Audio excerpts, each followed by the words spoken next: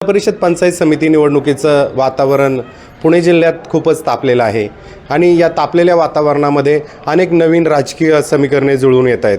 नक्की कोणाला उमेदवारी द्यायची, निवडून येणारा उमेदवार कोण, याच्यावर पक्ष आपली भूमिका मांडत असताना अनेक निष्ठावंत कार्यकर्त्यांवर अन्याय होतोय. अन्याय झाल्यामुळे निष्ठावंत कार्यकर्त्यांना पक्ष बदलण्याची वेळ येते. अशी परिस्थिती शिरूर तालुक्यातही झाली आहे. आंबेगाव विधानसभेमध्ये माजी आमदार पोपटराव गावडे यांच्या कुटुंबातील राजेंद्र गावडे आणि त्यांच्या सुनबाई यांनी भाजपामध्ये प्रवेश केलेला आहे. तर हा निर्णय त्यांच्या कुटुंबाला का घ्यावा लागला हे जाणून घेण्यासाठी आपल्या समवेत माजी आमदार पोपटराव गावडे आहेत. त्यांच्याशी आपण संवाद साधणार आहोत. नमस्कार. नमस्कार. तुमचं कुटुंब काल भाजपमध्ये प्रवेश केला आहे. हो, काँग्रेसची विचाराचे तुम्ही, काँग्रेससाठी तुम्ही पूर्ण हयात घालवली आणि राष्ट्रवादी काँग्रेसलाही तुम्ही खूप वेळ दिला. पवारसाहेब असतील, दिलीप वळसे पाटील असतील, यांच्या राजकीय जडणघडणीमध्ये तुम्ही एक कार्यकर्ता म्हणून महत्त्वाची भूमिका बजावलेली. तर ही वेळ का आली तुमच्यावर? काय आयुष्य गेली 50-60 वर्ष काँग्रेसमध्ये मी घालवलं. पक्ष उभा, शून्यातून पक्ष उभा करण्यासाठी, या नेत्यांना ताकद देण्यासाठी मी माझी हयात खर्च केली आणि आजही करीत होतो.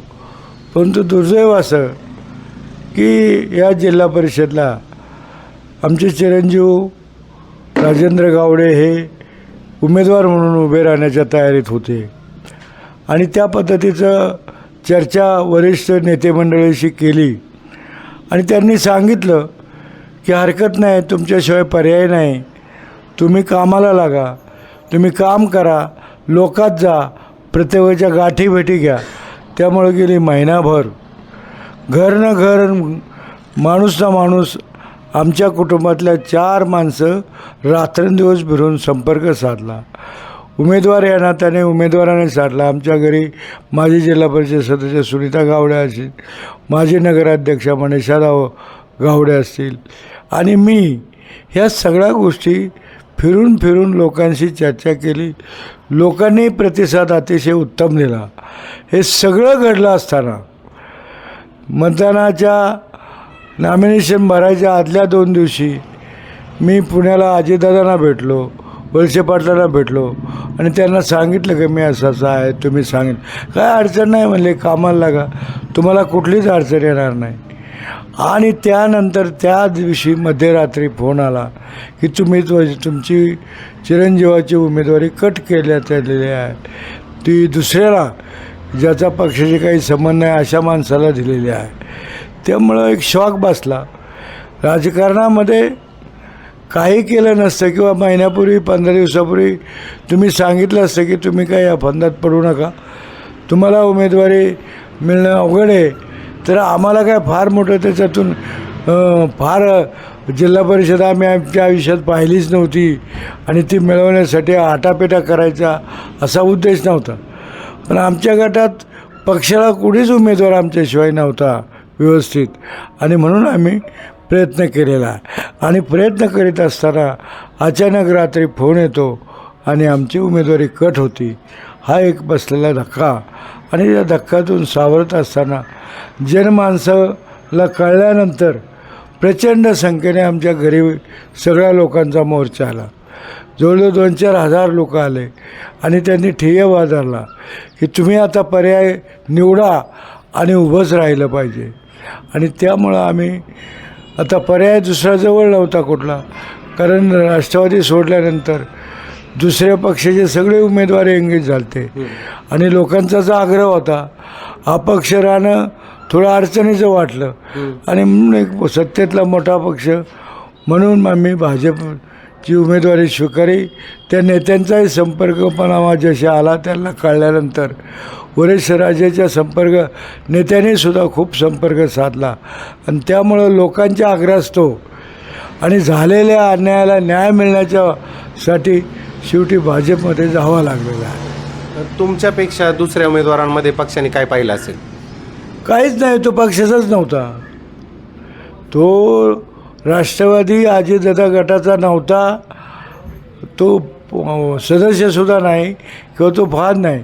पण त्यांचं म्हणणं असं आहे की कुठलं तरी म्हणले अलाईन झालं त्यांचं, ती जागा दुसऱ्या पक्षाला दिली आणि म्हणून माझ्यावर अन्याय केला. जिल्हाध्यक्ष देवदत्त निकम म्हणतायत आंबेगाव विधानसभेमध्ये आम्ही घड्याळाबरोबर युती केलेली नाही, मग ती अलायन्स कशी काय म्हणतायत ते? आता वरिष्ठ नेते म्हणतात आमची झालेली आहे युती, आम्ही एकत्र आलेलो आहे. अजित पवारही म्हणतात आम्ही एकत्र आलेलो आहे. पण आंबेगावमध्ये तर देवदत्त निकमांनी तुतारीच्या चिन्हावर उमेदवार दिलेत. घड्याळ विरुद्ध तुतारी अशा बऱ्याच लढती आंबेगावमध्ये होत आहेत. तुतारी रद्द केली ना, आंबेगावमध्ये तुतारीच्या चिन्हावर उमेदवार लढतायत. गोठवली म्हणता म्हणजे आम्हाला असं कळलं की तुतारी गोठवली. नाही, देवदत्त निकमांचे 3 उमेदवार जिल्हा परिषदचे तुतारी चिन्हावर लढतायत आणि त्यांच्या विरोधात घड्याळ आहे. मग आता त्यांचं काय गोड बंगाल आहे काय मला कळत तयार नाही. हे तुम्हाला सोयीचं कारण दिलं गेलंय. असं वाटतं. मग आम्हाला सांगण्यापुरतं केलं का काय? इथं सुद्धा ते केलं असतं तर चाललं असतं. त्यांना तुतारी आम्हाला घड्याळ, कारण आमचं हक्काचं होतं. ज्या घड्याळ उभं करण्यासाठी आमच्या हयात खर्च केली, तो पक्ष उभं करण्याकरता गेले. मी काय आज राजकारण नाही, पवारसाहेब या राज्याच्या राजकारणात नव्हते, म्हणजे कॉलेजला शिकत होते. त्यावेळेला मी पुणे जिल्हा परिषदचा वयाच्या 21व्या वर्षी सदस्य झालो. काँग्रेस पक्षाचा निष्ठावान सैनिक म्हणून गेली 60 वर्ष काम केलं. त्याच्यानंतर बदलणाऱ्या पक्षांतरामध्ये पवारसाहेबाबरोबर निष्ठेने राहिलो. माझ्या इतका निष्ठेने तर या जिल्ह्यात राजकारणात त्यांना पुढारी दिसणार नाही किंवा अजिताला दिसणार नाही. कारण मी सगळे राजकीय स्थित्यंतर पाहिले. पवारसाहेबांनी पलटी खाल्लेले स्थित्यंतर पाहिले, पण तो एक आपल्या जिल्ह्याचा नेता आहे म्हणून ज्या ज्या दिशेने गेले त्या त्या दिशेने आमचा मोर्चा वळवला. नुसता मोर्चा नाही तर आमच्या भागातलं जनमानस त्या पक्षाच्या बरोबर राहील ही काळजी घेतली, ताकद वाढवली. निवडणुका तशा पद्धतीने जिंकल्या. अजितदादा शरद पवारांना सोडून भाजपसोबत गेले, मग त्यावेळेस असं तुम्हाला अशी आता खंत वाटते का? त्यावेळेस अजितदादांसोबत जाण्यापेक्षा तुमचं कुटुंब भाजपमध्येच गेलं असतं तर बरं झालं असतं असं वाटायला लागलं. कारण शेवटी कसं आहे, ज्या पक्षाला काही स्थिरता नाही, जे कार्यकर्ते जीवाचं रान करतात त्यांना न्याय देण्याची भूमिका नाही, तर मग त्यावेळेला गेलो असतो तर आज मला हे दिवस पाहायला मिळाले नसते. मग आता भाजपचं चिन्ह पोचवायचं आहे निवडणुकीत निवडून येण्यासाठी, आणि समोर तर तुम्ही ज्याचा प्रचार केला ते घड्याळ आहे. ही कशी किंमत साधणार? लोकांच्या पुढं जायचं. लोकांना हे सगळं अन्याय मान्य नाही. लोक पेटून उठलेले आहेत. लोक म्हणतात तुम्हाला ज्या पक्षाने फसवलं त्याला त्यांची जागा दाखवण्यासाठी आम्ही तुमच्याबरोबर आहे. लोक प्रचंड संख्येने माझ्याबरोबर आहे. काल माझ्या फॉर्म भरायला किती गाड्या असाव्या? 500 गाडी होती. म्हणजे माझ्या राजकीय इतिहासामध्ये 500 गाडी उमेदवाराची फिरायला 10-10, 6-6 किलोमीटरची रांग लागली होती. ट्रॅफिक काही न सांगता नुसतं मोबाईलवर सांगितलं की आपल्याला फॉर्म भरायचा, तर स्वतःच्या खर्चाने 500 गाड्या घेऊन लोक फॉर्म भरायला आले. 4-5 हजार लोकांचा माप होता. ही प्रचंड ताकद कशाची आहे? लोकांना झालेल्या चिडीचीच आहे ना. आता तुमचे मतदार प्लस भाजपला मानणारा मतदार आहे तुमच्यात, आता बेरीज झाला आहे तुमच्यासोबत आला आहे, त्याचा फायदा होईल का तुम्हाला या निवडणुकीत? 100% फायदा होईल. लोकच स्वयंस्फूर्तीनं आमच्या पाठीमागं आहे. म्हणजे माझ्या पहिलं म्हणजे मी या पक्षात होतो तेवढा प्रतिसाद नाही, त्याच्यापेक्षा डबल प्रतिसाद मी ह्या राजकीय स्थित्यंतरामध्ये घडलेला आहे. आणि लोकांना एक चीड आहे. लोकांना माझं राजकीय जीवन सगळं ओपनली माहीत आहे. मी 50-60 वर्ष समाजाकरता काय केलं, किती वेळ दिला, आमच्या कुटुंबाने किती दिला. आमचं कुटुंब रात्रंदिवस समाजाचं काम करते. राजकारण करीत असताना राजकारण निवडणुका सोडल्यानंतर कुठल्याही पक्षाचा कार्यकर्ता असेल त्याला पहिला न्याय देण्यासाठी मुंबईपर्यंत धावलो. आमदार असताना न्याय दिला. नंतरच्या माझे चिरंजीव जिल्हा परिषद होते, कैलासवासी सोनभाऊ, ते वारल्यानंतर आमच्या सोनबाई जिल्हा परिषद सदस्य होत्या. शिरूर नगरपालिकेच्या दुसऱ्या सोनबाई मनीषा गावडे म्हणून त्याचे अध्यक्ष होत्या. या सगळ्या पदाच्या माध्यमातून या तालुक्यातून या भागामध्ये प्रत्येक माणसाला रात्रंदिवस त्याच्या अडचणीच्या वेळेला आम्ही राहिलेलो आहे. तुमचं तिकीट नाकारल्यानंतर आणि तुमच्या कुटुंबाने भाजपमध्ये प्रवेश करेपर्यंत वरिष्ठ नेते अजित पवार असतील, दिलीपराव वळसे पाटील असतील, यांचा काही संपर्क झाला का तुमच्याशी? दिलीप वळसे पाटील साहेबचा संपर्क झाला, अजित पवारचा नाही झाला. काय ते म्हणले वळसे म्हणत पाटील? होते थांबा. मी म्हणलं बघ थांबायला काय हरकत नाही, पण तुम्ही आता एवढी वानकुल परिस्थिती असताना सुद्धा न्याय देऊ शकत नाही. एवढं माझं राजकीय पार्श्वभूमी असताना तुमच्या दिलीप पाटलाच्या वडिलाबरोबर मी काम केलं, आज दिलीप पाटलाबरोबर काम करीत आहे आणि ते तन मन धनाने काम करीत आहे. आम्ही काही कुठला व्यवसाय केला नाही, राजकीय काय फायदा उकळला नाही, कोणाकडे कॉन्ट्रॅक्ट घेऊन काय असं काही केलेलं नाही. आमच्या प्रपंचाचे पैसे खर्च करून पक्षाला ताकद दिली आणि दिलीप पाटलांच्या साहेबांच्या आजच्या काळामध्ये सुद्धा या मधल्या निवडणुकीत ती अवघड होती, त्या काळातसुद्धा रात्रंदिवस फिरून आमच्या कुटुंबाने साथ दिलेली आहे. आता त्यांनी जरी बोलले तरी त्यांच्या हातात राजकारण राहिलेलं नाही, कारण हे वरिष्ठाच्या हातात गेले. त्यांचीच परिस्थिती अतिशय विचित्र झालेली आहे, त्यामुळं मग आता त्यांच्या शब्दाला काय अर्थ राहिला नाही ना. खंत वाटते का पण ही अशी राजकीय परिस्थिती उद्भवली, कुटुंबाला भाजपच्या दारात जावं लागलं? खंत आहे ना मोठी, कारण आमचा पिंड हा काँग्रेसचा आहे, पण का पर्याय नसल्यामुळे जावं लागलं. आता भाजपसोबत काम करणार निष्ठेने?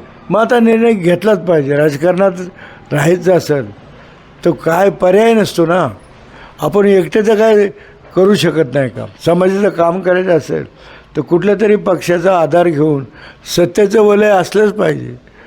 सत्ता नसेल तर आमच्या शब्दाला कोण किंमत देणार? भाजपच्या वरिष्ठांनी काही संपर्क केला होता तुमच्याशी? हो केलेला आहे, मंत्री आहे आपले, ते पालकमंत्री पुण्याचे आपले हे चंद्रकांत पाटील केलं, आमचे मित्र राम शिंदेने सांगितलं, 2-3 आमदारांनी संपर्क साधला, प्रवेशाच्या वेळेला हजर राहिले. मुख्यमंत्र्यांशी काय बोलणं झाले? मुख्यमंत्री परदेशात असल्यामुळे बोलणं झालं नाही, पण मुख्यमंत्री हे माझे जवळचे मित्र आहे. कारण मी महाराष्ट्राच्या विधानसभेला आमदार असताना 10 वर्ष आमदार होतो, तेव्हा त्याची माझी खोटी हाऊसमध्ये शेजारीच असायची, त्यामुळे त्यांचा माझा खूप घनिष्ठ परिचय होता. आणि परिचय असल्यामुळं ते मध्ये 2-3 महिन्यापूर्वी आमच्या इथे ह्या भागामध्ये एका वेळी लग्नाला आल्यानंतर मुद्दाम घरी येऊन तासभर थांबले, चर्चा करून गेले. पण त्यावेळेस आम्हाला काय पक्षाचा विषय नव्हता, एक व्यक्तिगत प्रेम म्हणून त्यांच्याशी मी त्यांचं स्वागत केलं. त्यामुळे आता राष्ट्रवादीपेक्षा भाजप जास्त ताकद देईल गावडे कुटुंबाला? देऊ शकते, कारण त्यांना माणसांची गरज आहे. आम्ही काही नुसते पदाच्यासाठी नाही, तर जनमानसातून उभं राहिलेली माणसं आहे. कुठल्याही पक्षात गेलो तर त्या पक्षाला मोठं करण्याची आमची ताकद आहे. राजेंद्र गावडे आणि पंचायत समितीचे सदस्य तुमच्या खालच्या, विजयाची कितपत खात्री? हां, विजयाची खात्री कितपत आहे? 100% खात्री आहे बा. विजय आमचाच होणार, कारण जनमानसं आमच्याबरोबर आहे, लोक आमच्याबरोबर आहे. आज प्रत्येक गावात गेलं तर गावाचे गावं सांगतात की साहेब तुमच्यावर अन्याय राहिला, आम्ही तुमच्याबरोबर आहे, तुम्ही अजिबात काळजी करू नका. अशा पद्धतीचा संपूर्ण आमच्या गटामध्ये जनमानसाचा कौल आहे आणि तो कौल आम्ही बरोबर घेऊनच हा निर्णय घेतलेला आहे.